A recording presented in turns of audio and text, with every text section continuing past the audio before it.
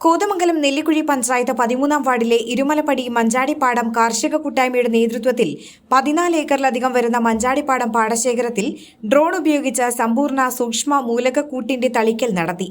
നെല്ലിന്റെ വളർച്ചയെ ത്വരിതപ്പെടുത്തുന്ന സൂക്ഷ്മ മൂലകങ്ങളും കളകളെ നശിപ്പിക്കുന്ന ജൈവ കളനാശിനിയുമാണ് ഡ്രോൺ വഴി പാടത്ത് പ്രയോഗിച്ചത്. 14 ഏക്കറിൽ 7 മണിക്കൂർ മാത്രമാണ് ഇതിനായി ആകെ വേണ്ടി വന്നത്. മഞ്ചാടിപ്പാടം സാംസ്കാരിക കൂട്ടായ്മ സെക്രട്ടറി PH ഷിയാസ് അധ്യക്ഷത വഹിച്ച ചടങ്ങ് ജില്ലാ പഞ്ചായത്ത് മെമ്പർ റഷീദ സലീം ഉദ്ഘാടനം ചെയ്തു.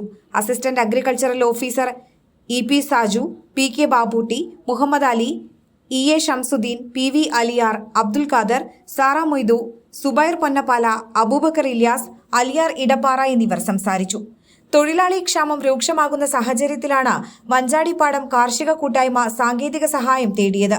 പരീക്ഷണാടിസ്ഥാനത്തിൽ ആദ്യമായാണ് മഞ്ചാടി പാടശേഖരത്തിൽ 14 ഏക്കറിൽ ഡ്രോൺ ഇറങ്ങുന്നത്. 13 ലിറ്റർ സംഭരണശേഷിയുള്ള ഡ്രോണാണ് ഉപയോഗിച്ചത്. 13 ലിറ്ററിന്റെ ഡ്രോണിൽ ഒരു പ്രാവശ്യം ലായനി നിറച്ചാൽ 1 ഏക്കർ സ്ഥലത്ത് തളിക്കാം. തളിക്കുന്നതിന് മുൻപ് ഡ്രോണിൽ കൃഷിയിടത്തിന്റെ മാപ്പ് സെറ്റ് ചെയ്യും. അങ്ങനെ ചെയ്യുന്ന കൃഷിയിടത്തിൽ മാത്രമാകും കളനാശിനി തളിക്കുന്നത്.